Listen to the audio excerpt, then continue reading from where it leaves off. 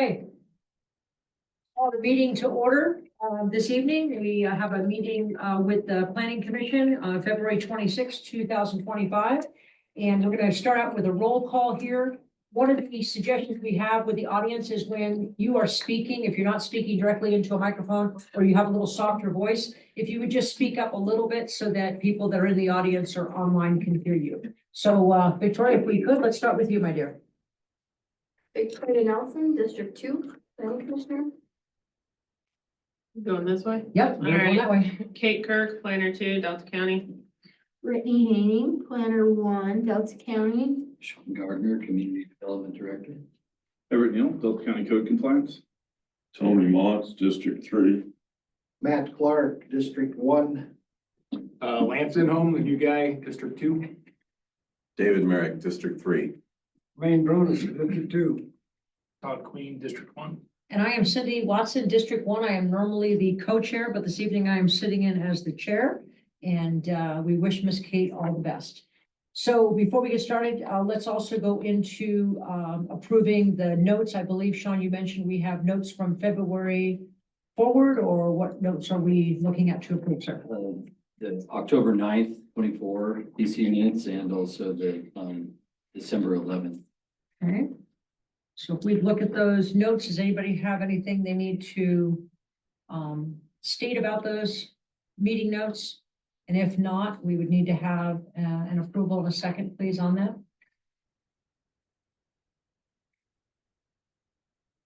You need a second? We need approval first. Oh, And then I'd love to have a second, please. Yeah. I recommend we approve those notes as published. Let's look at it. Thank you. This evening, we are going to have an opening up for public comment. At this point, Chuck is the only individual who has signed the sign-in to be able to speak during our public time. So when that comes up, Chuck, as you know, you'll come up, you'll state your name and your address for record, sir. And we'll bring you up when that happens, okay? Okay. We can sure do that. So all in favor of the meeting minutes? Matt? Aye. Aye, thank you. Appreciate it. Thank you, Tom. So from here, we usually go into staff and the agenda for this evening and that direction. So Kate, are you or Brittany or who's going to be doing that this evening? Or is it Sean? Okay, perfect. Well, the only thing that's for a public hearing tonight is to go over the land use code amendments Mhm. and discuss those and come up with a final recommendation for the Board of County Commissioners. So that's what's on the agenda. Okay. You can begin discussing anytime. Okay, perfect. So with that, let's look at the agenda for this evening. And Sean has sent that information out to all of us. And we can just go around if you have comment on that or to open up discussion, let's get that started. And we can either go around the room or we can just leave it open for somebody who would like to address. Would you like to have it pulled up here? Well, I think that would be definitely Maybe helpful. we just go line by Oh, line. that's a great idea. Then we can go back up to table 2 at the end and try to do whatever we're gonna do there. Okay, that sounds great. That sounds like a plan. So the highlighted portions are the portions that were specifically requested to be put in the last time we discussed this. Can everyone see that, or do I need to make it bigger? Yeah, make it a little bigger. if you can. Bigger would be helpful. Well, that's definitely helping on the far screen for sure. Okay. You like to read it out loud, or how would you like to go through this to? If collectively? you want to go section by section and do it that way, if you don't think it'll take too much time, if that's helpful, let's do it that way, sir. Natural medicine businesses. Natural medicine businesses are regulated under the authority of CRS 4450-101 through 904. Natural medicine businesses shall be licensed according to 1 CCR 213-1 Code of Colorado Regulations. No natural medicine business involving remuneration as defined by state statute 4450-103 without a license from the Natural Medicine Division of the Department of Revenue will be permitted in any zoning district of Delta County. So far, does that make sense? Mhm. We're just asking that any natural medicine business involving remuneration as defined by the state statute be licensed. And then we included the definition of remuneration from the state statute that was provided to me the last time we met on this. I mean, not that I completely understand the wording of some parts of this, but I did it word for word as it is. And it wasn't in the statute, it was in the act. Thank you. Remuneration means anything of value, including money, real property, tangible or intangible personal property, contract right, chose in action. That's the part I don't, that's what it says. Service and any right of use or employment or promise of agreement connected therewith, business promotion or commercial activity. So that's kind of the central object, you know, of I suppose the standards. You know, we're just basically saying in here, perhaps it could be better worded. I'm open to edits. Please suggest anything to make it more clear.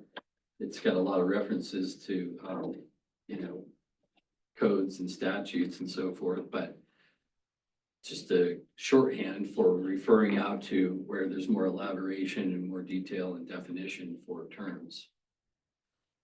But basically, it's a natural medicine business involving remuneration. It's got to be licensed in Delta County. So a chosen action is a legal right to sue to recover something such as a chosen action is a legal right to sue to recover something such as a debt or damages. It's a type of intangible property that can't be possessed, but can be assigned or sold. Okay. I would have assumed there needed to be another O in there, but. Okay. I guess we should maybe just pause, you know, section by section here. What do we need to do with this dense paragraph?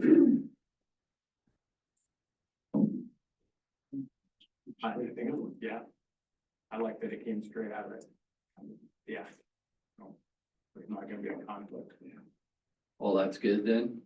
I think so. I think so. Yeah, I think we discussed that last time, is instead of trying to change anything, is to take it just right out of the same context. All right. In addition to all other applicable standards of this land use code, natural medicine businesses shall meet the following standards. So there's 4 of them with some subpoints. Point A, no natural medicine business shall be located within 1,000 feet of a daycare or school measured by the setbacks as outlined in the statute 4450-302. Setbacks related to natural medicine businesses shall not be modified from the state regulations and are not eligible for a variance to the code. Yeah. So we had taken out other places of assembly. Right, Yeah, we're good with that. yes. Okay. And I mean, that is restating what's already there, but I think this one's a good one to restate. Mhm. Okay. B, all natural medicine businesses shall provide a transportation management plan that ensures safe access to patients and emergency services and safe operation on adjacent roads. This includes, but is not limited to, 1, proof of adequate proximity to emergency services. 2, unobstructed access for emergency services. 3, healing centers shall ensure that patients have a discharge plan and safe post-treatment transportation plan for patients. Well, that's redundant. For patients that ensures the safe transport of pain. I think there's too many repeated phrases Yeah. there. A little bit of a run on, Yeah, but so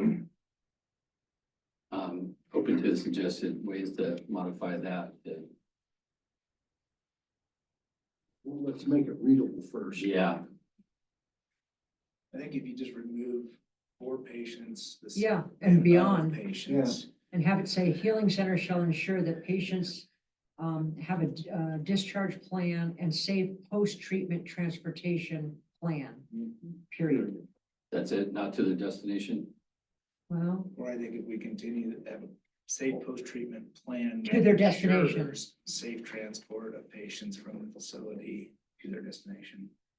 Or that ensures a safe, yeah, I don't know.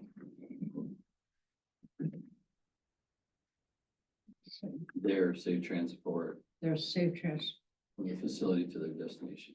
Do we need discharge plan? Or can we just have that patients have a safe post-treatment transportation plan? I mean, it's basically the same thing. I thought the discharge plan came from it something. came from something that Jacob, I remember him reading something about that. If I may say, I think that was also in the act. I think a lot of. Was it? Okay. Yeah. So healing center shall ensure. that It was patients- pulled from the act, but it didn't quite make it into the regulations Right. for the Ensure there's licenses, safe so transport we're making sure that it's. I in think here. that is pretty clear. So we're gonna strike the words, for patients that ensures the safe transportation to patients from the facility. Mhm. We're gonna strike that whole piece. Yep, and if you see it, Matt, it's up there right now. She has Oh, okay. adjusted Sorry, it. yeah. No, you're Sorry. fine. Look at number 3. Healing center should ensure right there. She's correcting it as we're doing it. Thank you.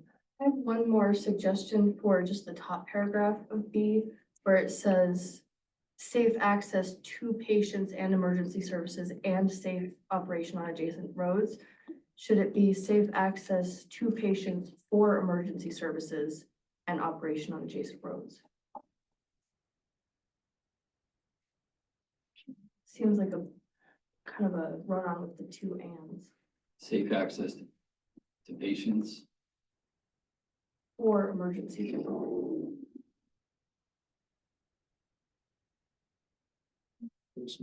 Plan that ensures emergency services have safe access to patients.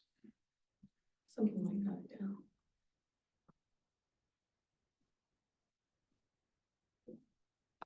The access is, maybe I should say for patients and emergency services. That sounds better. Instead of 2. Mhm. Mhm. Yeah.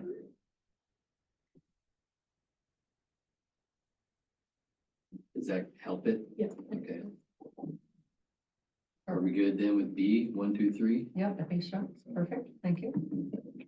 Going on to C. No natural medicine business, parentheses, cultivation, manufacturing, or testing facilities or healing center shall be operated as a home business. Yep. We discussed that pretty extensively last We did. time. Mentioned that, Chip, but they're gonna fly under the radar on that. Yeah, they're gonna do it anyway. All right, we good with that one? Then D. Manufacturing of natural medicine. Point 1. Manufacture of natural medicine that includes the use of hazardous materials, including without limitation and by way of example, flammable and combustible liquids, carbon dioxide, and liquefied petroleum gases such as butane is prohibited from residential buildings. Mhm. Any problem with that? Okay. We can come back to it too, but number 2, non-hazardous materials used to manufacture natural medicine shall be stored in a manner so as to mitigate and ensure odors are not detectable beyond the property boundaries on which the processing facility is located or the exterior walls of the processing facility associated with the processing of natural medicine. Perfect. Is that coherent? All right, lastly.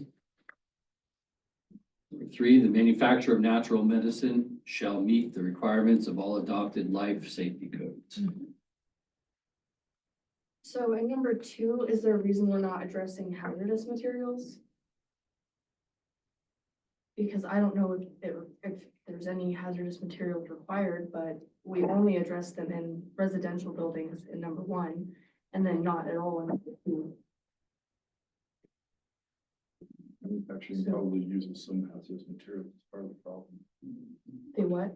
When they manufacture and cultivate, they probably do use some hazardous materials, and it goes back to safe handling, not that they can't have them. So should we, I mean, it just says as to mitigate odors and, you know, I mean, I feel like that should apply to hazardous materials as well. We'd like to say hazardous and non-hazardous materials. We can sure add it, I mean, I think thoughts on that? especially on the storing aspect of it, you know, Mm-hmm. like just as an example, I don't know if they need propane to manufacture, but if they've got 40 bottles of propane stacked up, like, probably not good, you know, there's right ways to do that, right, safe handling, things like that, so I think it makes sense if we're placing a restriction on how they're to be stored, that it should include hazardous materials as well. Okay. Sounds good. Well, is there anything omitted from those standards? The one thing that I noticed that when, at the last meeting, the part that Chat GPT gave back, the communication systems, I think that's that wherever this facility is to be located, the center must have reliable communication systems to contact emergency services immediately in case of an emergency. Emergency contact numbers must be posted in visible locations throughout the facility. Like, I thought that was a really good point that I had completely overthought personally. So I think that would be a good one to include somewhere. I agree. Could we include that in the manufacturing facilities or just in the healing centers? I think it should cover all of it. Any next business, That paragraph, yeah. you know, to Tony's point from the last meeting, like with the incident or the accident that occurred at Electric Mountain Lodge. You're not gonna see a facility like this be approved in a location like that because of this limitation. And probably the access and proximity to emergency Mhm. services, but you know, if you've got a location that maybe checks those boxes, but they don't have, you know, any reliable internet connection, they're relying on cell phones only, something like that, like that Yeah. maybe is not the best situation, you know? So I think it should be limited to. This is your recommendation. Yeah, this is so our- I'm just a that's what- secretary. I think probably that would belong up in Z. And as another point to see, There's another point to see here. yeah, because that's referencing all natural businesses. And so then we do 4 and require So under B, you would have a number Oh. 4 is what you're saying. proof of adequate communication services. The only thing that would be confusing there is B before the subgroups is referring to the transportation right, management yeah. plan. Could we just do D? Just Or, I'm check. sorry, Not- No, you've already got a D. That should be- You'd have to either make it a 4. And to be in any particular order, I We can could put pick it it in in between anywhere. D and D. Yeah. E. I think that makes sense. Do it as D and then Okay. D as a standard now would become E 1, 2, and 3. Okay. How would you like to write it? Give me some language and speak slowly so I can type. Mm-hmm. I'll put down. I think instead of using the word adequate, I think we need to use the word reliable or a word that is not, when it works, and when it doesn't, it doesn't. I have a point of order if it matters. Just on the enforcement side, adequate, reliable, these are all words that are subjective to interpretation. That's what I was getting at. What I would recommend is if you say, we require a hard line to the facility Gotcha, okay. and indication of internet connection. Okay. Because then you've got 2 forms of, because some people can use Wi-Fi calling. And a hard line is what I think is what you guys are really talking about. Right. I would use those words plainly so that for me as the enforcement, I don't have to deal with someone's opinion. Yeah, right. It is adequate. Just put it in. You put on that. Still gonna tell him how to write it. I figured you got that problem. Well, you have your chat DBT's language, I just start off with all natural medicine businesses shall. Not shall or will have, they will. Be required to have. You shall. you Shall will have. be. Shall be Required it. good language, and it means will, it means. Yeah. Is that what you want to put in, Todd, like hardwire? I'm trying to figure out. A lot of shall. Communication. Hardwire Telephone. communication. I just work And- on that. Wi-Fi or internet. Because then you've got two options. If people have their Yeah. cell phone, you can hit Wi-Fi calling. And then if your Wi-Fi internet is active, they can. Right, actually phone. exactly. So he started to type it in, all natural business shall have telephone, hardwire communication and internet. Would that access, would that be enough though on that? It's just like. Right. Okay, so that would encompass a strong internet. Okay. What do you think about that, Tom? And everybody else, CD? Man, I don't have a hardwire phone. You can't have a Netflix. Sure. Yeah, but you would have a hardwire phone. If you were in an area that did not have strong internet, you would have a hardwire. So this is giving them an option, either that they have to have a hardwire phone or they have to have internet access where they can Wi-Fi call or. Definitely, or, or, Oh, they have to have both. You I like that. I do like that.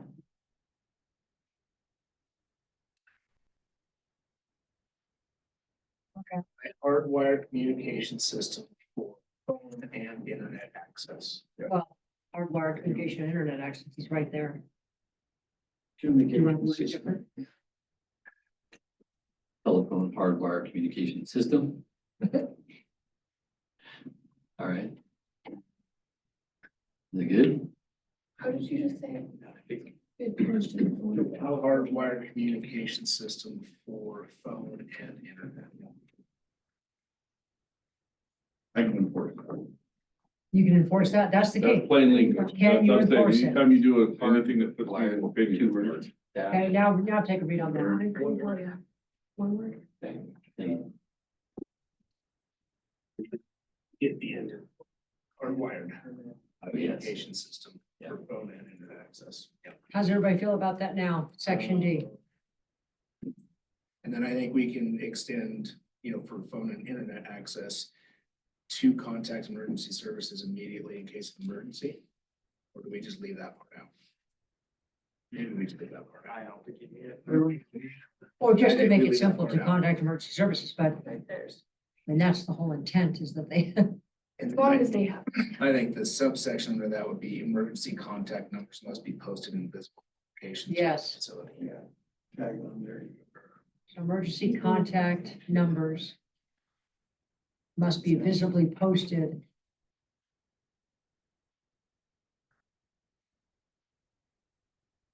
At location throughout, You gotta make that telephone numbers. Not just a number. Don't you think we need to specify that? Contact But is number too vague? Not when you're in the context of it No. speaking about telephone communications. no, I agree. I think that makes it specific. And that wasn't required in the regs. I didn't see that. so that's I pretty thought it cut was- and dry. Emergency contact And maybe, numbers must be visibly posted. I mean, some of that's these, pretty cut nice and to dry. call out, because then we don't have. Okay. Put conditions, or Anything else to add? We okay with this section? Do we need must to- be visibly posted, just period. Are we feeling good that emergency contact numbers must be visibly posted? Period. Okay, but that brings up a question, where? In the office, hallway, the front door? throughout the facility? How about we put throughout the facility? Doctor posted do throughout the facility, please. Point of communication. They could use their cell phones. On the premises. As long as they have it there. On the premises, there we go. As far as me coming in, show me where it's at, that would be my There you go. enforcement Gotcha. provision. Show me where it's at, where I can see it. Okay. Anything else on the communication? Do we need to have anything, regarding a emergency response procedure or emergency equipment like defibrillators and anything like that? That was another thing that came up from this I query. can't recall if that's in the, State regs. I don't remember the licensing reg part of their medical requirements. I don't think I'm pretty sure I read that in there. there were facilities and trained personnel Yeah. indications, They had mandates for Yeah. their first aid. they had to be current and relevant to Yeah. different areas. I just don't remember specifically. If that's in the licensing, great. Okay. Can work on that one.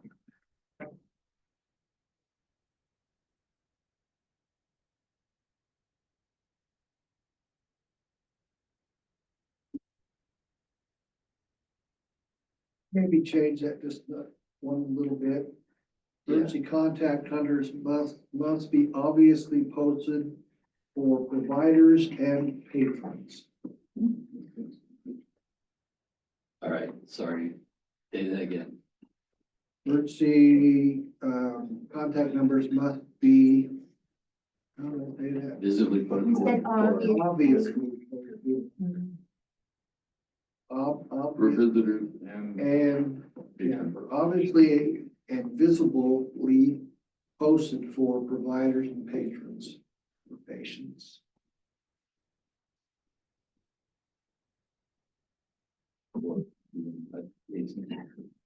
Obviously and visibly Yeah, yeah. Was it for whom? for the provider and patients, or patrons, or customers, whatever you call them. Participants probably might fit that. I think that'd be taught under patron, but. Yeah, patron participants. Thou shalt not overserve. Stoner? You gotta put, yeah, Hold on. gotta have obviously put in there. That Yeah. way they just can't stick it in their office. Say, I got them. So the emergency response plan definitely is included in CCR 213-1. Mhm. Yeah. I just- It is, So it's, yes. yeah. Providers. They got that last second, obviously.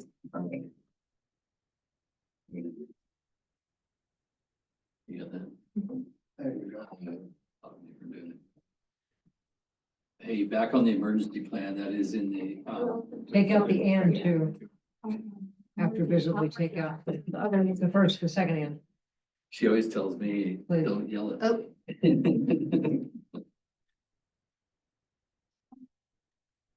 I know. I think it's understand. like trying to log into yours. Let me get out of it. See what that helps. Yeah, sorry. Emergency contact numbers must be obviously and visibly posted for providers and patients. That good then? There's some opinion in it, obviously, but Yeah, so, I'll let you figure that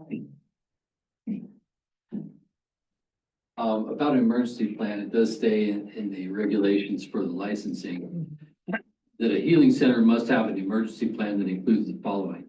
Documented procedures for evacuating and relocating participants to a safe and confidential location when the administration area has become unsafe due to unforeseen circumstances, including but not limited to fire or a power outage.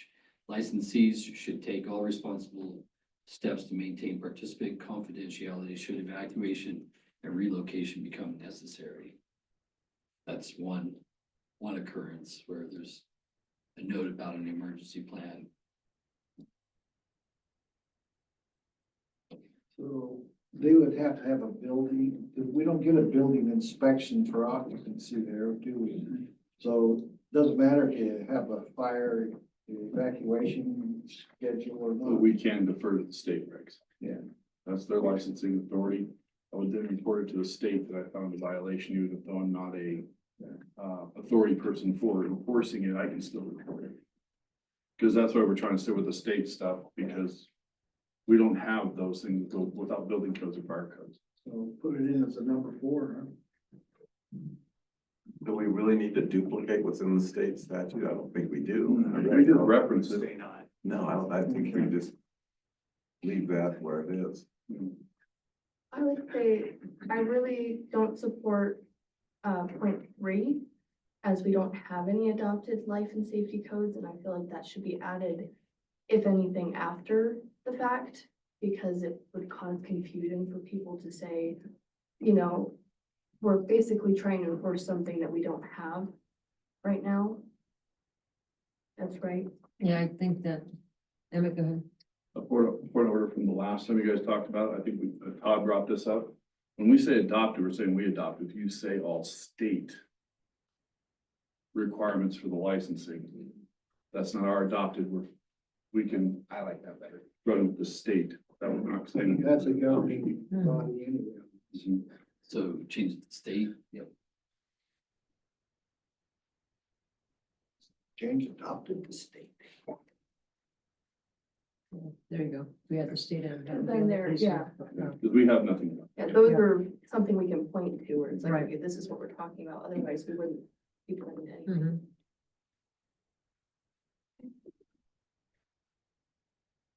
I can pause more, but all there's left is basically the additions of the definitions. Right. The added definitions, which came straight out of, well, where did I get these? I thought they came right out of that, Came from the state These came document. from the, Yeah, it came from the act. well, the act within combination, some of those came from the actual licensing language as well.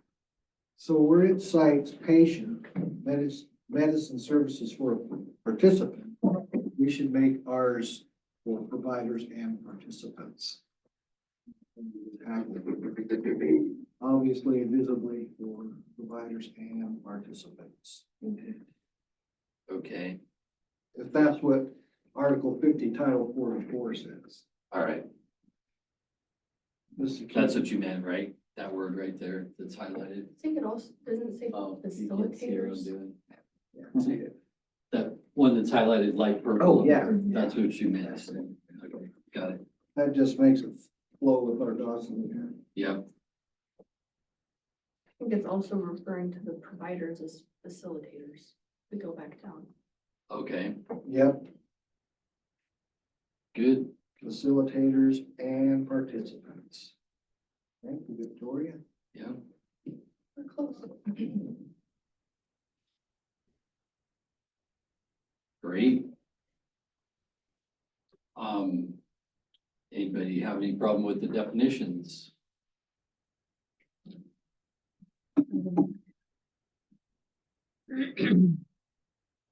If not, we're to our favorite part, I guess. This is table 2B.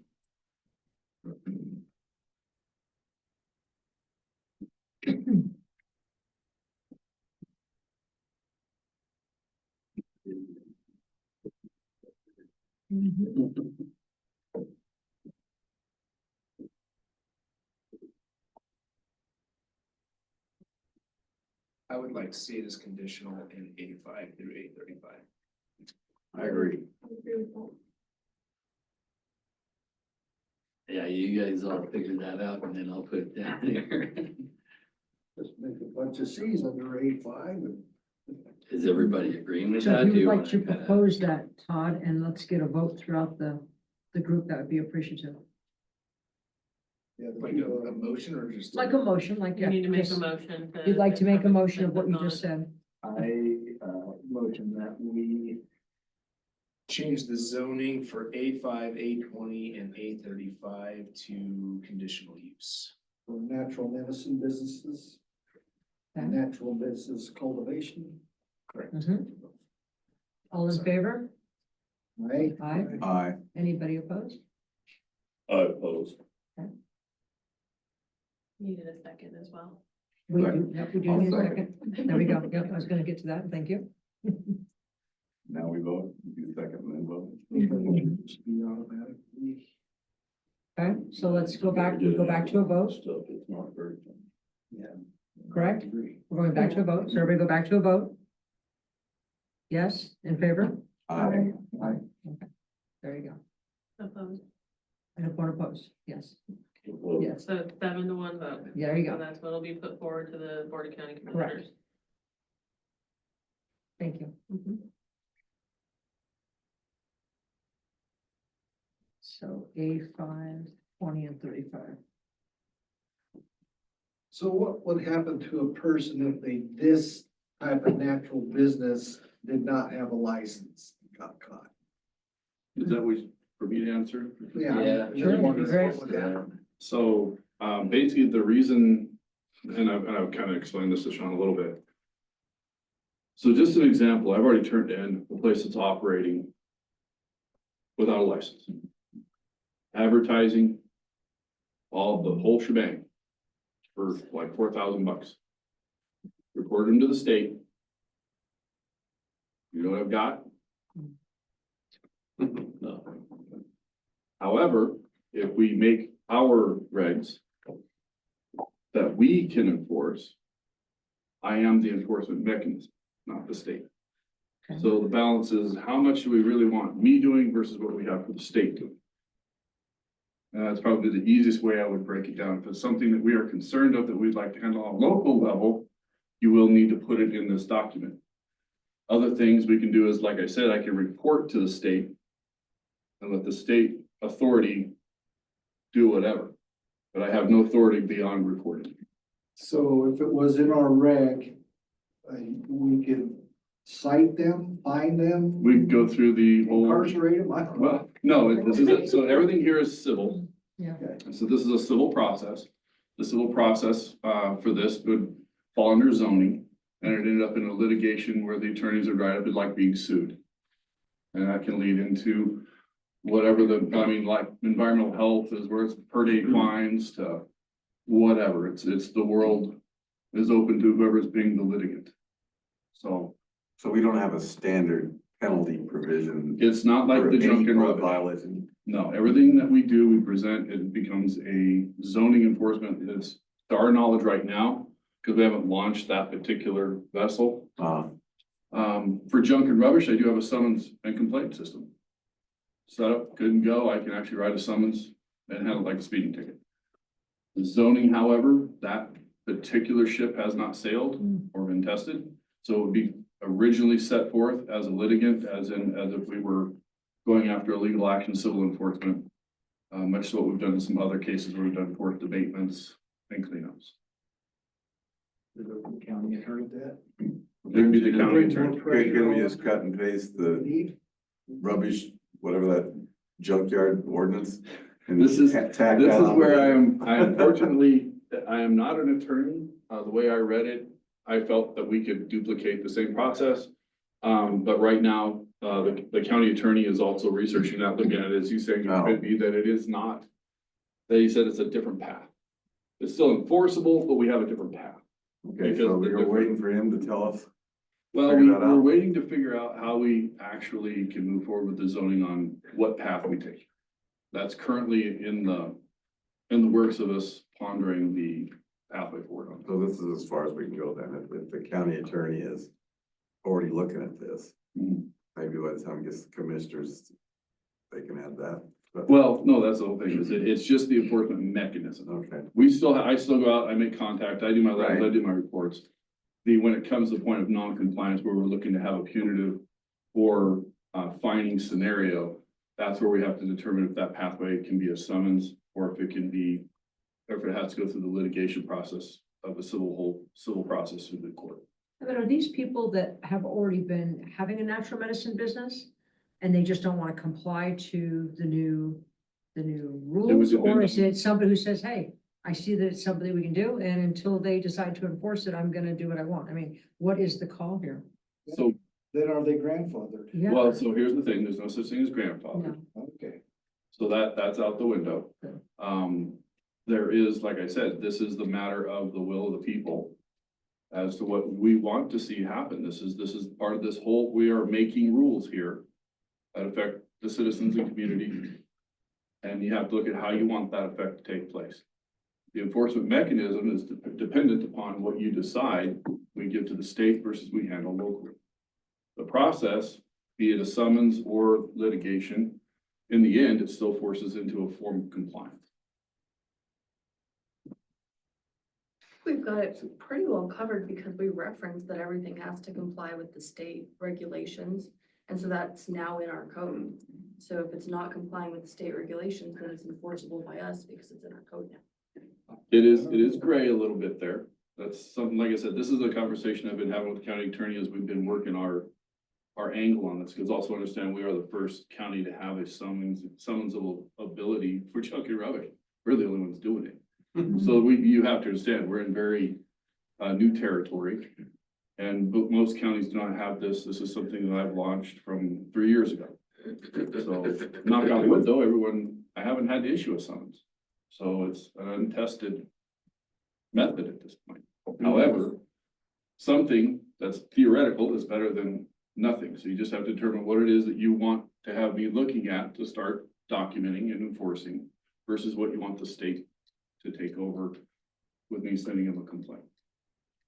Who do you report it to at the state?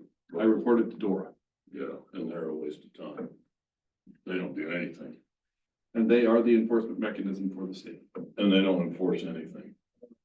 I mean, I've dealt with them, that they are worse than, they won't enforce nothing. So do we need a bullet point that all natural medicines require a license from the state? That's what we have. We've already got that. That's, in that first. I think you're saying violation of this code results in, Well, no, because we have that in our enforcement provision and land use code. okay, I think all I'm talking about is when you guys talk about things that, well, that's in this, it goes back to what you guys think we need to have a local contact for in the first context versus what I just send off a letter to the state.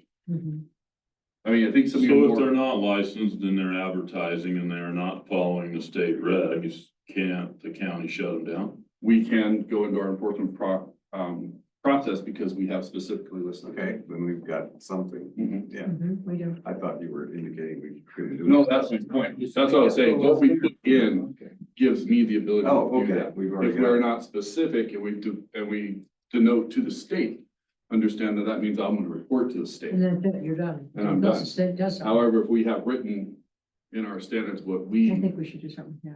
are doing, that puts it in my, That's the question, So do we the have to state add is doing something to this? They use That's the what enforcement you're provision, land use code, seems like it's covered. no, I think well, that's why I specifically wanted to see the verbiage that's very plain that says you will not operate anywhere in the county without a license. Yeah. And That he's was got one that I was very, Yeah. passionate about, even though it's redundant. If we just say defer to the state that they're operating without a license, You're gonna go back and forth to get. that's what I just did, and I received nothing back. Hours, when we write it ourselves. So this just isn't public yet, is what this is. This is something that we're giving you the authority to forward versus putting it on the state that at this point is not reacting or responding. What you put in here specifically dictates my terms and actions. Okay, thank you. So how do we put that into our regulation here? I think the only Yeah, one that I was I think- specifically concerned about Yep. was the licensing. And it's in there. it's And in then there. whatever provisions we put in, if we say, hey, we don't want what we write are saying, we don't want 1,000 feet within a school. Yeah. We put that into where I can make contact. We wrote it in. If we put in hours of operation. Yeah. That means we've decided these are the hours of operation. That Mhm. puts me into the process, not the state. On that note, do we want any hours of operation I think restrictions? we talked about that. I think we said no. Is that For correct? safety reasons.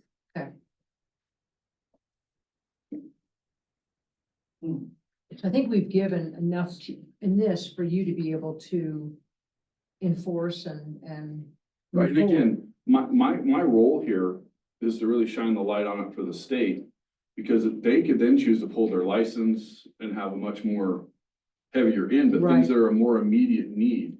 Yeah. It doesn't mean that if I'm enforcing that they're operating without a license, that I'm not gonna report to the state as well. Right, okay. They can both be done. I can do it, I can do them concurrently. Right. But it also gives us the ability to have more action instead of waiting for the state on things we find to be more important. Correct. Let me just ask a question, since I'm the new guy. Because this thought occurred to me the other day, and I haven't had time to really follow up on it. But Oregon's already gone through this, and I'm wondering if anybody reached out to Oregon to see what problems they've had, if they've had medical issues, their land use codes. Is that something we would typically It would be a good consider or idea. not? I did. We actually, I have done the research. We have, so when I started going through this, went down this rabbit hole, because all of a sudden we discovered it, so I went on my own little trip. What I discovered No was, pun intended. see, so-and-so. So what I did was I started researching all the surrounding counties to find out who had something going on. So when we presented what we brought to you, it was a conglomeration of what we found that other counties were doing. Okay. So what we did is we added, I think maybe 2 things that other counties hadn't done. I didn't see it clearly written transportation plan in some of the other counties. That was one of the things we adopted, but a lot of the other stuff that we have is duplicating from what other counties are in the process of putting in. There are a lot of counties who have nothing. So we also have a lot of counties who are in the process like we are. So nothing's been finalized. Oregon, in some places, they're repealing their decision to have drugs legal throughout the world. Right. So some of that is starting to have some backlash. There are documented incidences of some of the use of the psilocybin mushrooms, not knowing how long it lasts or when it flashes. I.e. the airplane pilot that was on a jump seat, just flying back, had been in a treatment like 48 or 72 hours prior. Thought the engines were on fire, so he pulled the lever to extinguish the engines. When he wasn't the pilot, and almost killed 80 people. Thankfully, the other pilots were able to get the engines fired up. But then again, you also have to realize there's also another big push where we don't know how great the benefits are either. I mean, I would love to just be the negative side, but there's no definitive indications of how far it could go or how good it could be. And I think that's also where everyone else is in the same position of going, you know, like Tony actually used great words for it. Says, we don't know what it is. There's no reason we can't lighten up later. But should we not try to, because it's so unknown, we don't know. Right. That's why I just wondered about Oregon, because they've already been. Well, there's both sides, unfortunately. That's the problem, is you've got the side that's the propaganda side. And then you've got not a lot of denoted true incidents. I think Commissioner Coons found an article talking about the danger to children. And I don't know if we added that to the packet or. Right. I Yeah, don't know there if it was that. Because I tried to reach out, I tried to look up the calls for service. So I looked at one center in Eugene. They told me they've had no issues at all, which I don't 100% believe, right?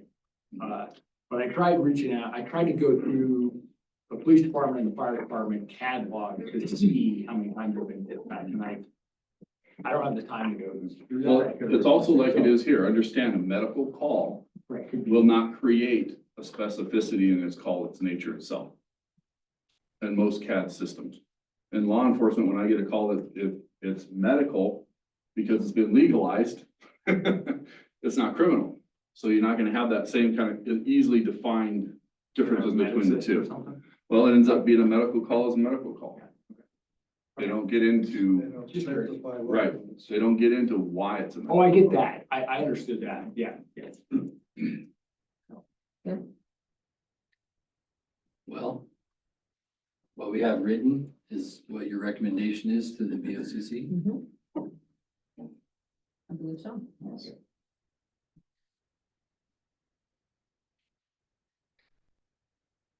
I'm gonna share something, okay?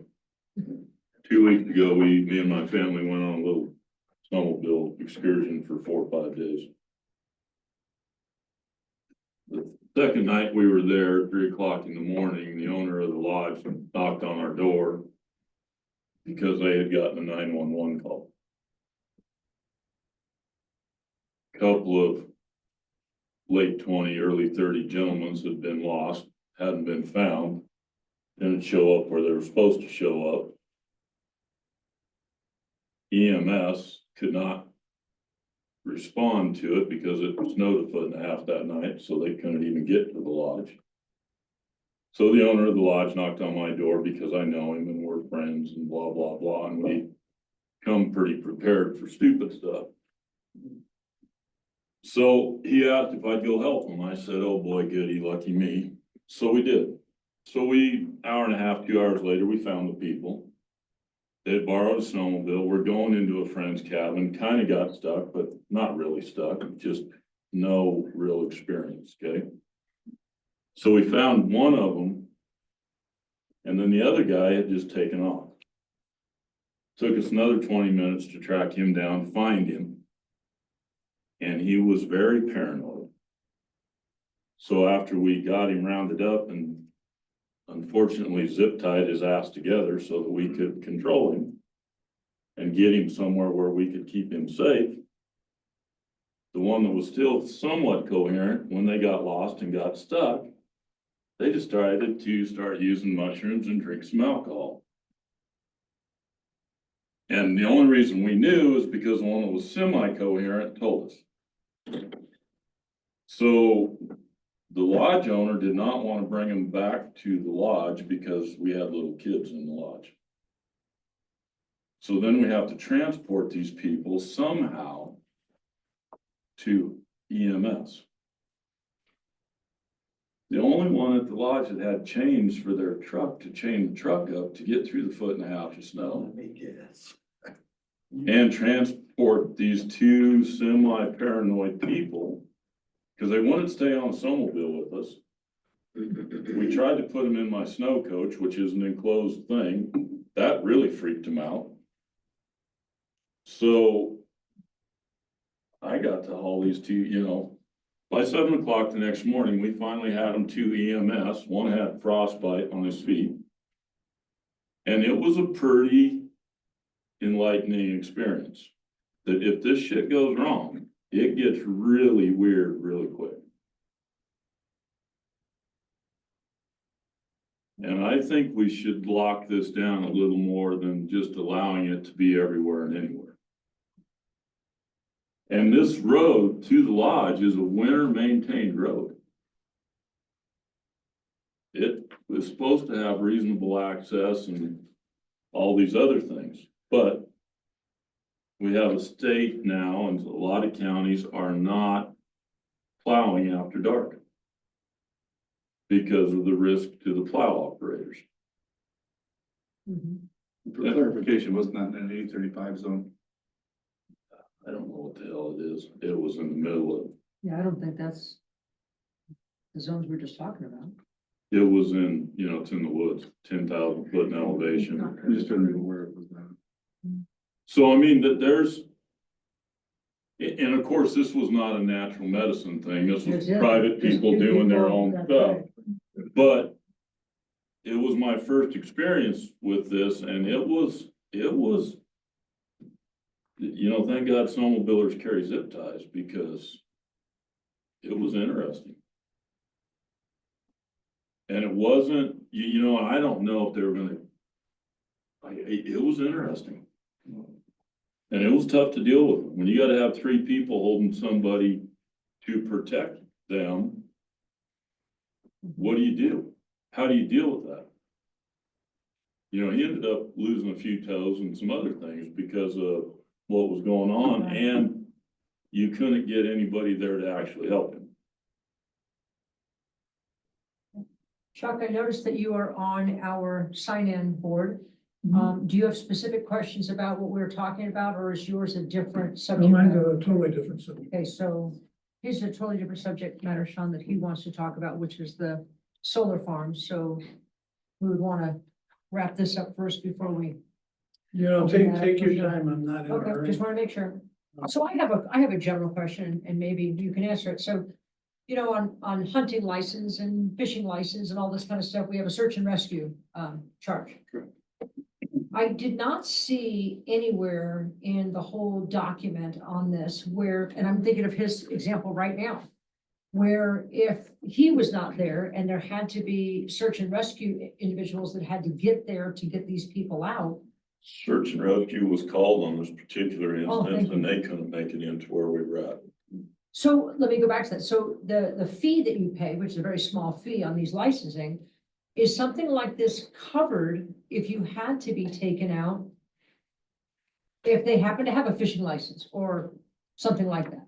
Or is I think this we talked something about it as a not covered? Surcharge, Oh, yeah? and generally so when marijuana came in, Yeah, there was a just- large chunk of it that was supposed to go to schools, Right, so on and so forth. correct. All of that is within the legislation for when they adopted this, Mhm. certain channels for flowing of the money for the licensing Okay, and regulation. That is part of the deal. They pay that, that's what goes to state. However, what they make for remediation is theirs. Only the state side has any kind of a surcharge, and I don't know where those pathways went. That is between the legislation and the state. but if those individuals did have access to have somebody through search and rescue be able to get them out, would that, use the word extraction, let's use that, would an extraction be something that would be covered, or would they No. would be liable for that because they were under an influence? So in a general rule, when we were doing in law enforcement and sheriff's Mhm. department, state patrol, whichever, even up to avalanche stuff. Your search and rescue is based on risk versus gain. Okay. You'll find search and rescue will shut down at night, part of why they said they probably wouldn't come up. If you're talking endangering the lives of 15 search and rescue operators versus the one person who's lost in the woods, there's a balance and a triage. So every situation is different and every situation has its own unique challenges. It could be special conditions. We might need a special cold unit. Then you have some people who go off the end of Black Canyon. So now we gotta have special high tide repellers and high tide rescue Mhm. people. Okay, So every situation is different. okay, It really doesn't fall into the factor of recreational use. It's still just anyone else. It could be a person who's impaired or not impaired. The Got it. search and rescue is still determined in the same manner. thank you, appreciate that. In this case, you wouldn't have known. So now that we've, is there any comment? on Tom? I would have thought they I'm got. sorry. Tony's situation is not what we're dealing with here. We're dealing with the. We're talking the life. Yeah, Mhm. so, I mean, it's unfortunate that it happens, but I think if people get a license, they do have to do this training and they have to say this stuff. Correct, they If do. we're gonna look at somebody trying to have one of these businesses with the conditional use, we can address and ask all these questions about what if, and are you prepared? It's just like when Can you- you, yeah, It's just like when you added, we want a hardline communication line. That's right. yeah. That is But we what can look at all control. these factors and say, no, it's too risky where you're located. That's correct. Yes, I think that's how we deal with it. My belief here is that in Delta County, the people that are gonna do this are already, because you can do this as part of an alternative healing. I don't know that anybody's gonna come in, well, maybe somebody's gonna just try to do it flat out, nothing but mushroom business, psychedelic medicine healing. I think some of these people are gonna have an existing acupuncture, this, that, and then they're gonna add a little bit of this psilocybin on to it too. So I think that's where we need to look at the conditional use, because somebody may have an existing business, healing business in an A20 or an A35, and now they wanna add this aspect to it. If they can meet the requirements and, then it's. I think And that is a big key part. I mean, it's hard to separate, but understand what's regulated versus unregulated. Yeah, but the personal use, And like these people that got. The this personal mess, use is something that we can't help. deal with that, and people can do However- that if they want to, if they wanna. And that's the whole point, is that the only difference is, like I said, when you guys are doing this, that's why I urge you to put in something that is important enough that if we want to handle it, that we can, Right. which is why we talked about the phone lines. We're talking about location. That's a conditional use permit. We will not be able to, law enforcement's not prepared. We're not prepared. We don't know what is going on or where this is gonna lead. Mhm. This is marijuana all over again. So the goal here is to create for those people who are using it for its intended purposes in the act is meant to be a benefit to our people as a medical treatment. Mhm. And that is what we are supposed to do. But I also, I hear a lot of people compare, well, a bar is this, well, a bar doesn't do. Well, here's the problem. A bar is predictable. It's not A bar class is one no. substance. It's not a class 1 scheduled substance. So I don't think it should just be a carte blanche, hey, it's a bar, we should treat it the same. Mhm. That's the only thing I would caution is, after talking with some of the sheriff's deputies and stuff like that, location is the fear there. They're already gonna be dealing with the unregulated stuff. Right.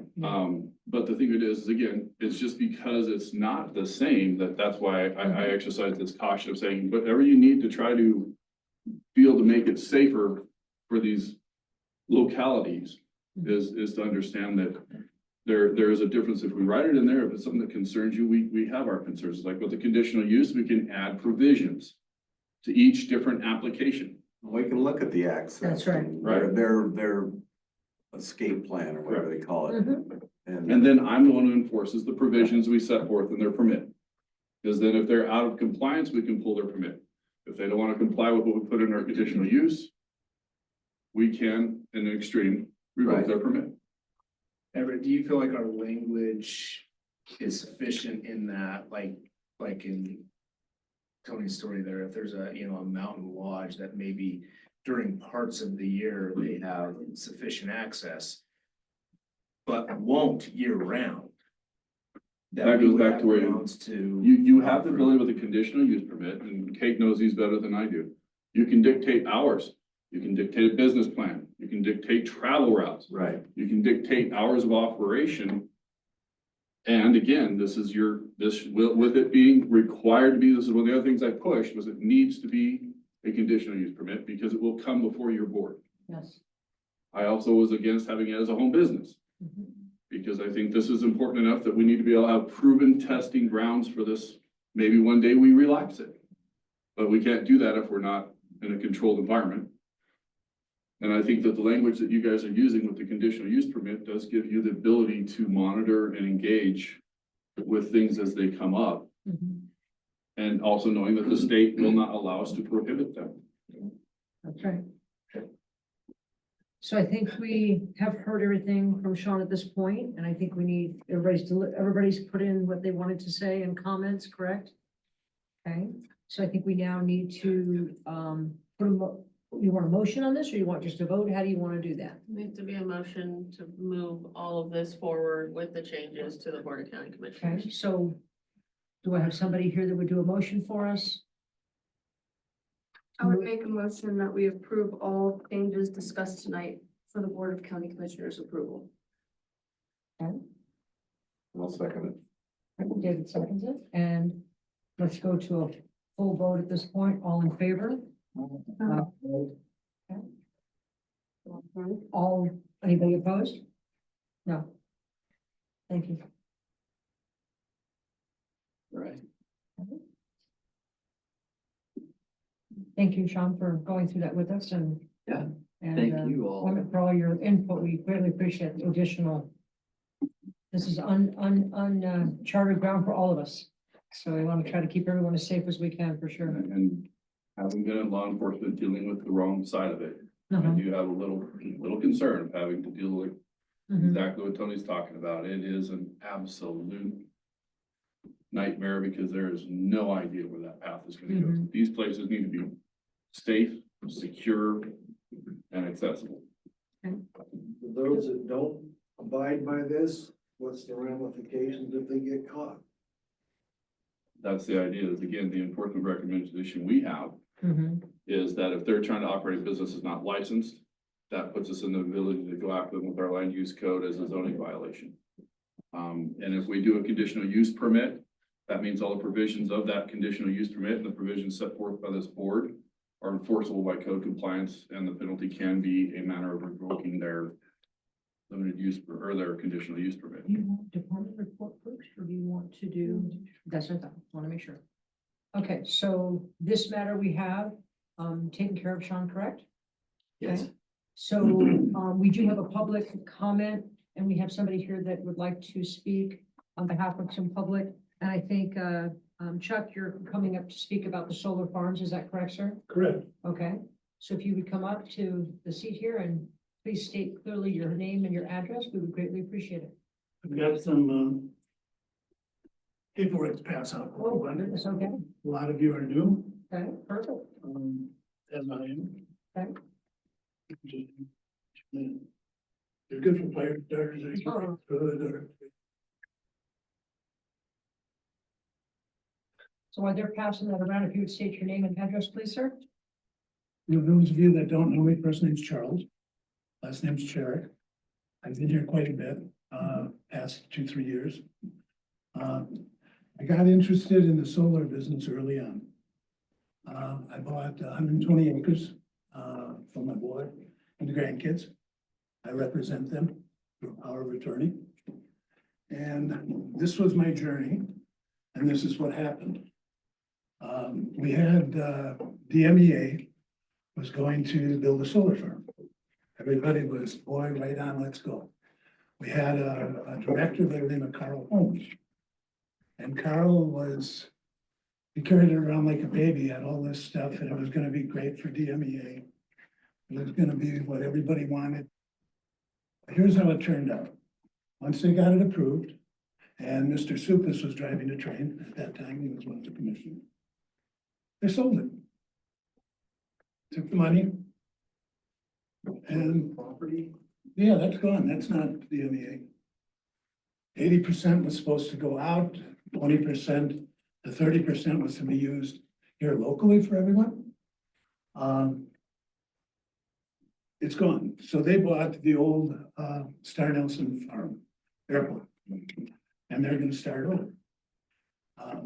That's where I come in. So after they had approved it, I had already kind of had my permit close to going in, but I didn't know anything about solar.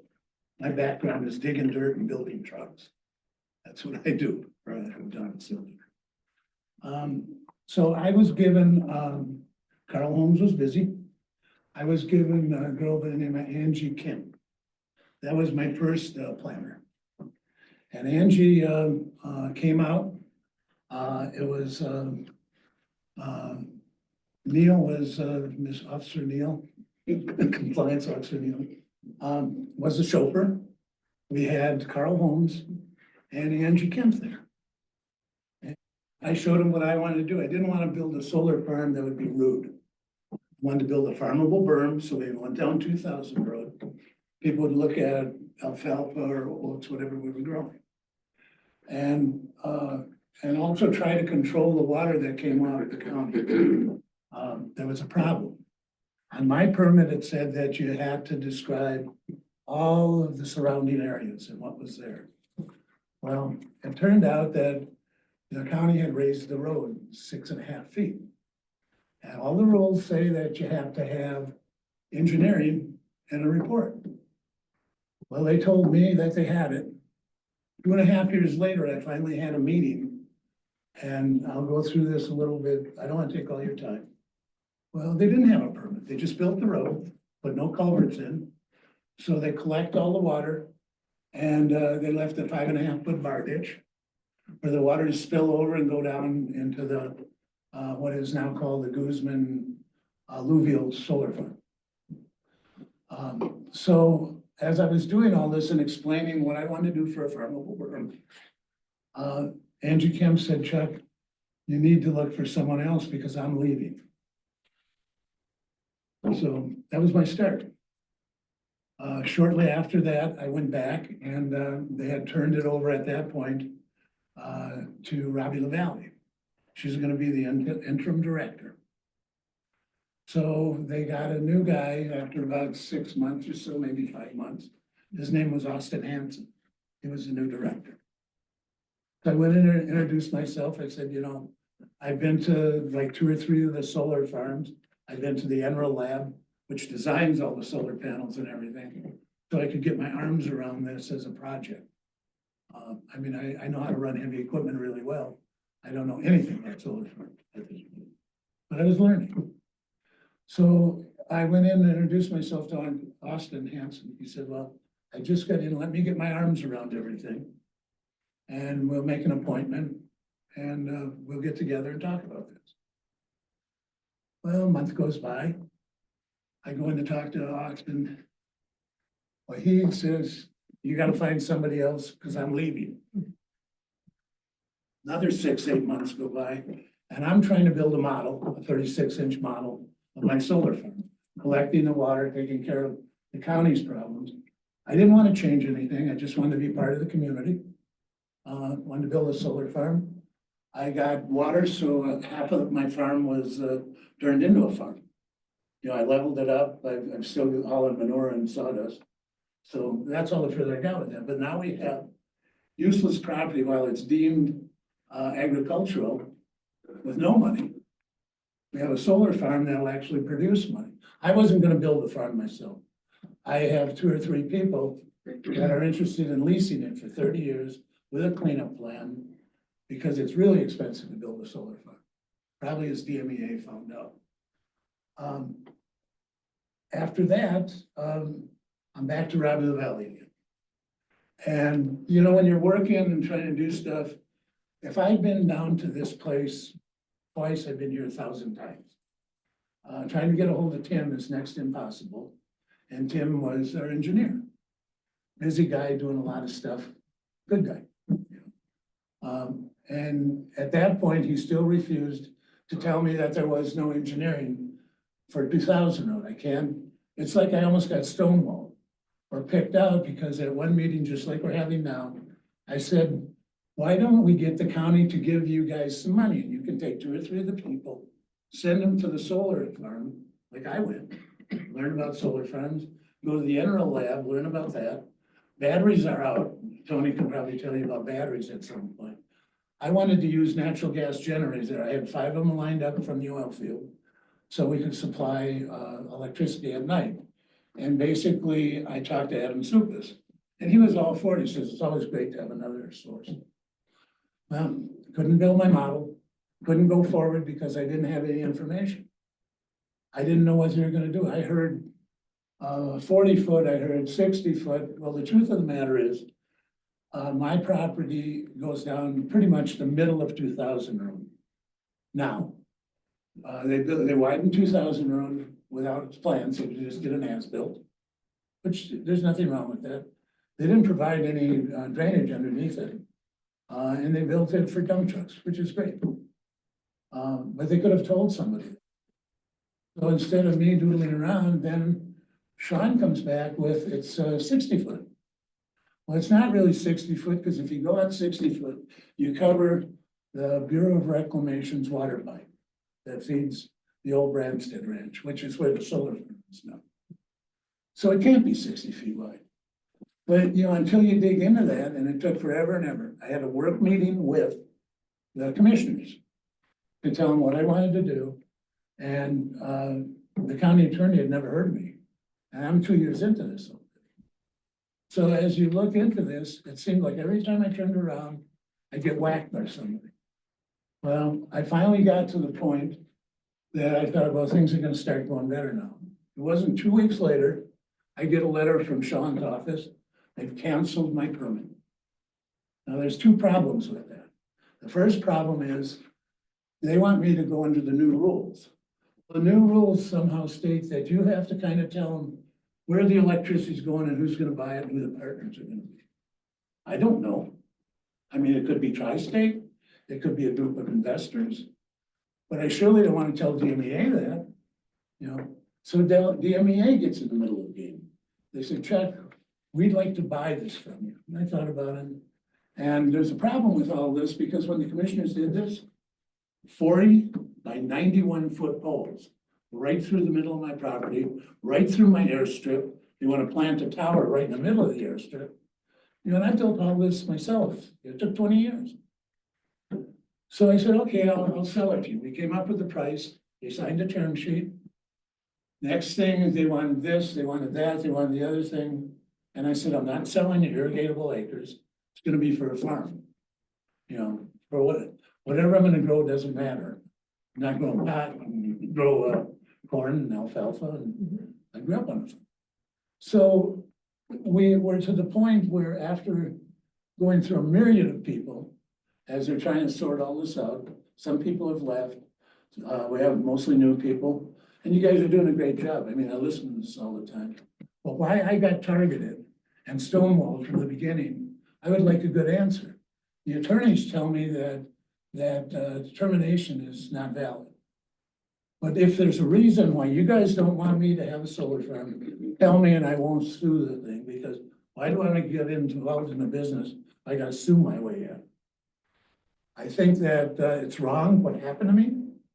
I put they said, well, you haven't done anything, whatever. I've got another stack at home, this thick, just learning about solar farm.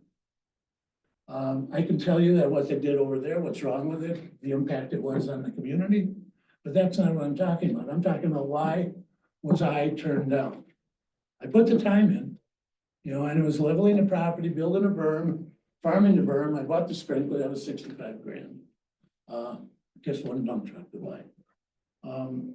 And that's kind of where I'm at. So I want to come to you and I want you to talk about it. So if it doesn't happen to me and it doesn't happen to somebody else, we're moving forward. But I kind of got worked over on this deal. I put in endless hours. I didn't want to change anything. I believe in communities. I offered to help Everett clean up the tires. I've got dump trucks and end dumps and bulldozers and trackhoes and backhoes. And I'm not trying, if you don't want it, tell me. If I can have it, let me keep going forward. It wasn't a deal like I just did nothing for 3 years. Every time I turned around, Robbie wouldn't answer it. Tim wouldn't answer it. Getting them both together was next to impossible. When you got them together, they said, well, we have to have a work session. So I finally get the commissioners to grant me a work session. Guess what happened? Tim and Robbie didn't show up. You know, and they were the ones that were steering the ship. I'm not clairvoyant. If you guys say no, no, it'll be. But I don't think it's fair. You know, I was targeted. Why? I don't know. And that kind of gives you a little bit of background. It says in your preamble or in your introduction that you're gonna treat everybody equally. We want new business. So the solar farm would give the county tax revenue. It's not gonna be me. I can't afford to build it.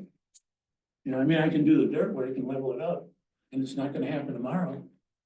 But that's kind of what I had to say, and I wanted to share it with you. You know, this is what's happened to me for 3 years almost. And I'm not part of DOEA. It just doesn't seem right, you know, from one end to the other. You know, I had the permit, I paid for the permit, I waited in line patiently. I never ever got boisterous, I never said, you've gotta help me right now, you know. That wasn't it, I just waited my turn, and there was always a roadblock. And after a while, I started thinking, well, here's Sean, I wonder when Sean's leaving. You know, why can't they, you know, all you guys spend your time, your energy to make good decisions and help. I'm too old to do it. I mean, you know, my 80th birthday was last year, so I don't want to go through that. However, look it over, and I'd like to get an answer from them. Just a common answer, you know. I've done everything. I got the sprinkler. I talked to the guy about the pipe, met some new people. It's not gonna happen in a week. It'll probably take me 2 years to prep it. That's it. That's all I got to say. I like to say I won the lottery, but Did your application ever come before the planning commission? not yet. No, I had to wait in line to get this issue straightened about this farmable berm that I wanted to put on 2000 Road, so people wouldn't be looking at solar panels. Because I want to put the panels up high enough so that I can actually farm under them. Well, the way you phrased your question, it made me feel like you had come before the planning commission and No, said no. I didn't get that far yet. I know all about the county regs. I went through all the land use code. Was So that how come boring? you haven't come before the planning commission? Well, that's a good question. First of all, a couple months ago, the first time I tried to come in front of it is when the county attorney was explaining about your emails. And you kind of had a work session, so that wasn't possible. Don, do you know what? You're asking whether he never had the complete application. The application was staled out because there was six plus months of inactivity. It sounds like The that wasn't his requirement. fault though. The requirements that were put forward after the initial application was given were not fulfilled. So, can we type him up a letter or what he needs to do if he wants to move forward and email it to him and say, here's what you gotta do, here's the requirements, and That was here's done, the time frame and the deadline it's Sounds gotta like be you had a done lot of under. changing of the guard. well, it was Right. done in August of 2022. That application checklist was provided. I thought- That Did you checklist, get that? Yeah, but the very first thing said, you had to do the parameters. And you can't do the parameters when you don't know what the size is gonna be. We started building you guys a model. And the model was gonna be 36 inches square, so you could actually see the overlay. My boy's an industrial designer, really good one. And with the new machines, he's gonna print the hills. We did all of the topography work. But after a while, you get tired. I think your main contention was that you weren't getting answers from the county with regard to the right of way of the That's road. correct. And that was, that held up all progress, right? But there's another thing that went with that. The county's dumping all this water, and I have a way to move it around my property and put it in the wetlands. The county, if we let it sit, is gonna spill over the road, wash the road out, and go right into the transformers of the solar farm. So those two issues, not having clarity about the right of way. Stopped everything. Not having some solution for some stormwater coming down the road, stopped all progress on the application. We didn't receive any further application materials, so we stalled the application. But who's at fault for it not being, moving along? So I see one of these stormwater, going on. So what's the remedy? I mean, Yeah. I think that what I'm hearing, and again, we're all hearing the same thing, I think he spelled out that he started with this person, then to find out that person was no longer, then he had to do this person. He showed up to meetings where two of the individuals that he was supposed to talk to didn't show up to that meeting. He did not have clarity based on, this berm or the heights of things or the distance. Without putting him through the whole system again, is there a way that this can be reopened and say, okay, Chuck, this is what would need to be done, and here are the people that can assist you to help you move forward on your solar farm? So I want to make something very clear. There was nothing to put through the system. We had an incomplete application. There was nothing to give to referral agencies because we had nothing to explain to them. That is part of the problem. And I understand the whole right-of-way thing, I do. And engineering is not the best at communicating certain things, but that is a separate issue outside of like what your proposal for solar is. So yes, there is this issue here on the property and drainage or whatever else is going on. Okay, But we didn't even have a complete application to take it forward for anything. was somebody communicating with him, Kate, to say, Yes, Chuck, this is to be a complete application, this is what we we need? sent communications multiple times. There was many meetings I've met and with Steve twice, Okay, good, along with Everett. okay, Everett talked to me about getting rid of my application and starting over. I was pretty happy with mine. But you cannot, it says right in the beginning, you have to have meets and bounds. And nobody would tell me what the elevation of the road was, how wide it was gonna be. And as Kate said, it's next to impossible to get anything out of Tim. So was that road not built to, whose specifications was it built to? It's an as-built. So it wasn't engineered, No, didn't have drainage engineered, but they in it? never told me. And how's that impacted you with this ad hoc road? Well, what I was going to do, now that I know it, I was gonna move the water around instead of it going to the east. I have enough elevation, I was gonna move it all the way around the 120 acres and dump it into the wetlands. Well, how do we solve his problem? I have a question as well. So it sounds like you were given additional requirements after you'd already started this permit process. You were already given a permit and then there was a land use code change or something happened. I had, obstacles put in front of me that I couldn't remedy. It's like if my building was burning, I call Tony. If I got run over, I'd call an ambulance. If I needed water, I would talk to Todd. But I had nobody to talk to, and the people that were there available for me were Robbie and Tim McCracken. And we went back and forth and back and forth. And I did all the things I could. I went through the school, it all kind of started going south, guys. When I mentioned to the commissioners, just in a public forum, I said, how about if you give some money to the planning commissioners? So they can go to school and learn about this stuff that they're supposed to make a decision about. That wasn't, I didn't think it was being rude. It was just, well, you think that I asked to take their brand new truck out. I mean, it was, oh my God. You know, they have money for everything else. You know, and I told them, put some money in the applications. You know, I mean, all you guys are donating your time. I feel like I've donated my time also. But the point is, there'll be more people coming along because now DMEA is gonna come back for the members solar farm. They wanna put in 180 acres where the old Star Nelson Airport was. But through the whole process, they were never held. When I asked Supus, how are they gonna get the electricity from the solar farm, which is on the east side of 2000 Road, to the substation? Not our problem.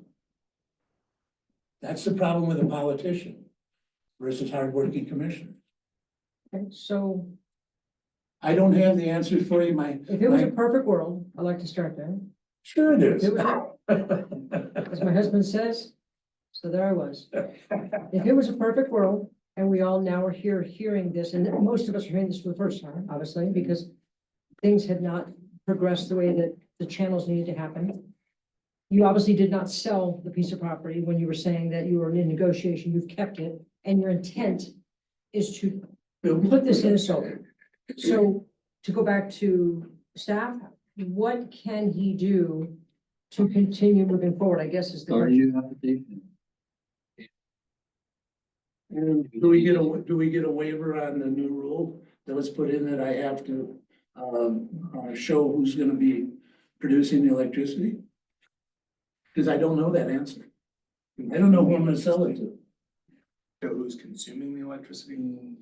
No, Well- who's producing it and gonna operate it and run it and sell the power to whoever we're gonna sell the power to. On that note, the new thing that's coming in is, of course, Wall Street always gets involved. So they have venture capitalists that come in and they put a group of millionaires together. My voice goes after a while. And they put a group in to build it. And then they hire some guy that checks everything, you know, we can't use batteries. They're too dangerous, you know, there's gas available to run natural gas generators, so that would help out Delta. Here's what I've learned, and I've learned a lot about solar and electricity, and I'm not a genius. But they keep talking about, we're gonna save money for the county. Heard it a million times, DMEA. Well, they could save 30% of most people's bills if they would just say, okay, we paid for our electric meters 500 times. We're not gonna charge you $35 a month for an electric meter. We're gonna give you credit on that. The money doesn't come back to the cooperative. I mean, I'm not here to harp on DMEA, but they seem to do whatever they want. And I can't even get the solar farm. So let's come back to that. Okay. I'd rather just stay with like specifics and facts, if that's okay. Where can we move? It sounds like Sean, he would need to do an additional new application, is that correct, Kate? New application. Yeah. With that, because of all the things he has gone through or the time he's waited, is there something that he can do where he would not have to go through all of the detail again? Or like, I don't want to use the word fast track, but We Is there don't some- have anything. We didn't don't have the any detail to begin with. So you don't have- So we don't. it's okay. Is there, let me ask you, let me reword that. No, Is there a like, contact person that Chuck can come to sit down with that's going to be here? That he can say, what do I need to do? And he needs to have a checklist of what he needs to do and get it done. If he's here in an application, we always provide a check. And who would his contact be, Sean? The planning department. The Just planning submit an department. application, we'll, and just like we did in 2022, provide a checklist of application requirements. Thank you. And once he gets all that done, he would then come back to us at some point for us to, But there has to be steady movement. It can't be like, here's a checklist and it Okay. takes 3 years to get to, because in the code, there is, when we stale out applications, it's Okay. because there's been 6+ months of inactivity for the county to make a decision. We can't just have applications hanging open for years on end, because that's why we got into issues with our subdivisions Okay, that were done in the early 2000s, because they hung out there for 20 years. but is there in your application, is there a time reference that says that once you start this, the idea is to have it completed within this parameter? I mean, is that in that application? Not in the application, no. But Okay. if it's something that's going to, my suggestion is that you figure out the right of way before you reapply. Because that's a separate So- issue. On that issue, is there something that he needs from our planning commission that? he- Not on that. Not on no. this? Not yet. That's a county engineering thing and Board of County County Commissioners. engineering is holding him up. So what do we do? It sounds like he has to start this application Yeah. again. He's gonna have a contact at the planning department. And he needs to, in a appropriate time frame, if that's a good word I can use, he has to complete certain things. So I think, Chuck, as long as we can get you with somebody that is gonna be here and they are gonna set those parameters, and you're gonna have to know that you're gonna have to get those things done if you want to move forward. I think, Victoria, you had a question or a comment. Yeah, just a comment, and that is, as he said, he's paid for this permit. And it wasn't his fault that the county has not gotten back to him, and the county officials and representatives have failed to meet with him. I think there is some responsibility that's not exactly fully on his shoulders when it comes to getting this information. I mean, it's the county engineer. If, You know. if what he's saying is accurate. I would just And like to make a point of assuming order it that is. there is a lot going on that's not being stated. Okay. And this is not the public forum to have this conversation. Okay, There is a lot more that we would have that's different. On the back and forth of the access, how often Chuck was here, how often we talked to him, how the access has been there. okay. But that's not, again, the issue was we just needed enough information to process an application, and we didn't get enough to even process the application. And it might have been on things that were the right of way that we were trying to figure out that were outside of our department Okay, and all of these things, but there is one side, if you have issue with wanting to know what public officials did what, that would be a conversation to have with the commissioners, because there was commissioner meeting that we were privy to. And so when you say access to public officials, I think that's a contradictory statement that I don't think anyone's qualified to make who My wasn't part of the comment thing. here is that shouldn't he have been offered an extension to his application due to not being able to get information from people that, it's not like extending this application is harming anything. But taking it away and staling it is now costing him an entirely new application and permit fee that I don't know how much money that is, but he's already put presumably hundreds of thousands of dollars into this. It's not into the county, but just the project itself. And maybe a so- cover letter with his application, with that. It's would just an that be- application. It's just an application, so we don't need a I cover would- letter, just an I application. would stay. So I think, Chuck, you're getting at least I feel you're getting clarity now of what really needs to be done, that there was some lag time, that things weren't being done on a timely notice, but it sounds like Sean is pretty clear that it's an application. There's clarity about the right of way, that the engineering department in writing. So then what I'm getting from this is that before I make out an application, that I have to get that out of the way. I think that that's because. You can't that's get what an that's answer what from me, before. gentlemen. You have to force that upon them. Can't get it out of them. I haven't done this like one day a week. I mean, I've called, I've been in there, I've done this. Whatever I could do to get it to move forward. We don't have an engineer. Have you, talked with Scott Sheets at all? No. Okay, I'm gonna send you his information because he is over Tim and he might be the one to get it back on track as far as the right of way goes. So I can give you his information so you can talk to Scott about that and see if he can get something moving with them. Sean, if you would send me the new application with what's changed from the one that I have, that'd be good. I'll send you a new application. Do you have the old one? I can send you the old one if that's what you'd like to. But what he's asking is he needs the new one completed. And the old one? Yeah.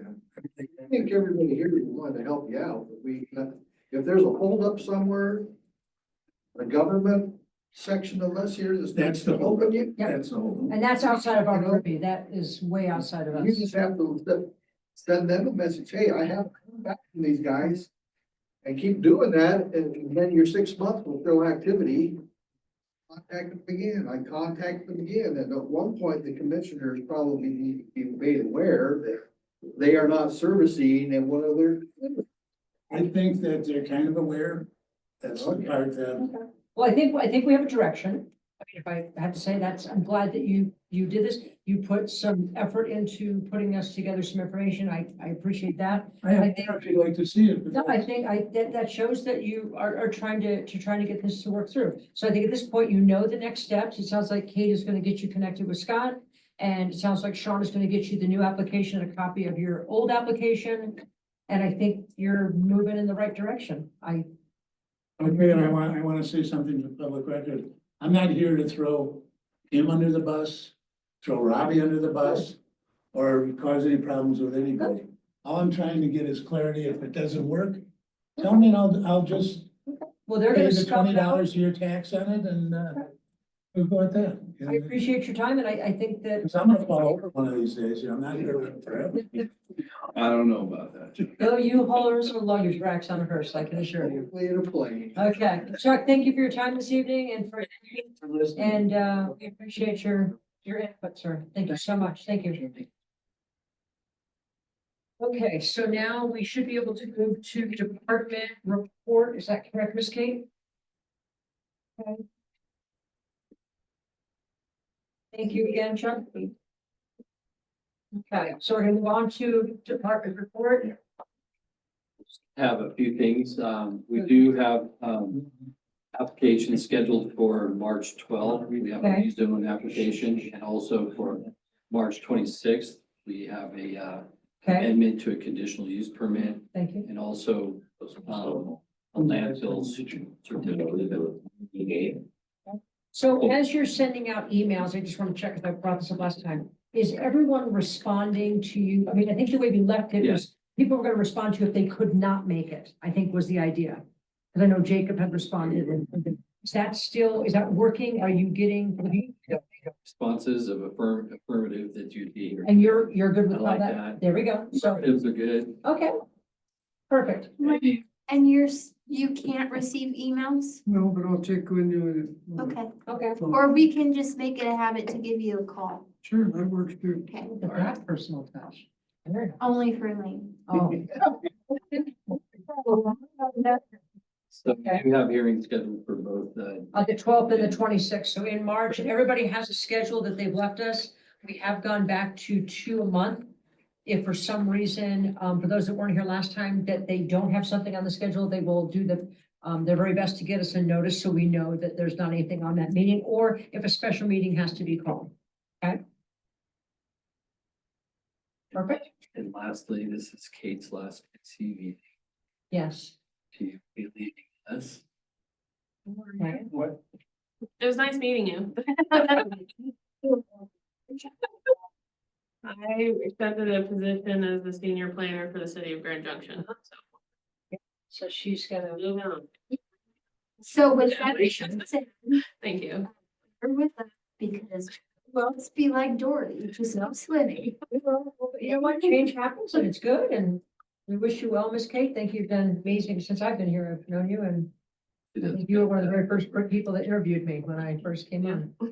Thank you for the heads up, but one more. One more.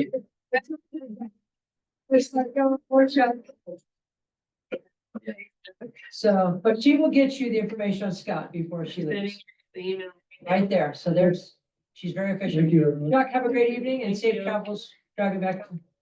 Thanks. You're welcome, sir. Thank you. Don't forget your Yeah. water. Okay, It's any, really fantastic for this department. yes, Many years. Yes. It's been a mainstay and had stuck through a lot of transitions and a lot of trouble and difficulties, so he's much in the one. Yes. yes, you. Good luck to you. And then, any other department reports, notes? But he is also. You see, like. We'll decide if that's applicable or not. So that's kind of a funny word when Kate was out one night, we're not able to make the meeting. The word applicable must have been used, and Morton and I are trying to keep a straight face. It must have been used in every other paragraph. And this poor girl was trying to read that, and she missed it the first time, and then she'd go through and try to skip the word, but it was a word she had to put in there. And I would kind of whisper to her, it's coming up. It's applicable. And she'd look at me and her little face would turn red, so hopefully we don't have that word too often in a. I will be doing the staff report, so I will not be. Any other staff? I just want to say thank you, to all of you, for this work on the amendment here. I mean, it was my first little shot working with all of you on it, and it went fairly smooth, I think. It wasn't too painful. I think I could have probably sped it up had I done a little more research the first time around. But thank you for that. Appreciate it. If there's anything that you expect of us, to improve our processes for these kinds of amendments or something in the future, just let me know. Thank you. Any other? I just feel bad that we went down this rabbit hole today with Chuck. And is there truly some problems with other departments in the county? I again would defer to, there's a lot of meetings that you guys are not aware of, Yeah. There's And, meetings that we aren't aware of. that we aren't even aware of. So this is not a matter of access. There's been, we all know Chuck by first name for a Yeah. reason. There's access. He's here a lot. I would just like to say, before we jump into any assumptions, understand there has never been a moment that he hasn't been talked to, phone called. He has sat in my office personally for over 45 minutes at a time. We're there for him, and we just couldn't get a complete picture to bring forward. I'd like to say, thank Cindy for a diplomatic way of ending that. Ran, what was gonna go on till midnight. You're welcome. And I think that we have to always remember our position. Our position is not to side, agree. I think it's to be compassionate, understanding, hopefully come up with a directive for that individual and let them know that there's a process. Yeah. And He has to go it's- through it. Yeah, and exactly. And so I think he now knows that, hey, if he's gonna do it, and now he's got all these witnesses where it hasn't been in front of him. So, and I want to thank all of you for being patient with me this evening. Kate's kind of been reminding me, or Sean says, don't forget, we've got somebody here or this. Because I normally don't run the meeting, but thank you for being patient with me this evening. Fine job. Thank you. Appreciate it. Thank you. Good evening. I love all this planning commission stuff. Well, you guys and girls, Yes. if I can say that, I You don't know if Of course you that's can. politically correct or. That's Okay, but perfectly fine. So any other comments or meeting agenda that we need to cover while we're here? We all know that next meeting is on March the 12th. I'm not sure, just to give you all a hard time. You should. Audience. We should. Period. Okay. Anything else? Well, if I don't hear anything else, I think I'm going to adjourn this meeting if we're okay. Can I do that? Meeting adjourned. Everybody's done a gavel. Go. Would you be so kind on top of that?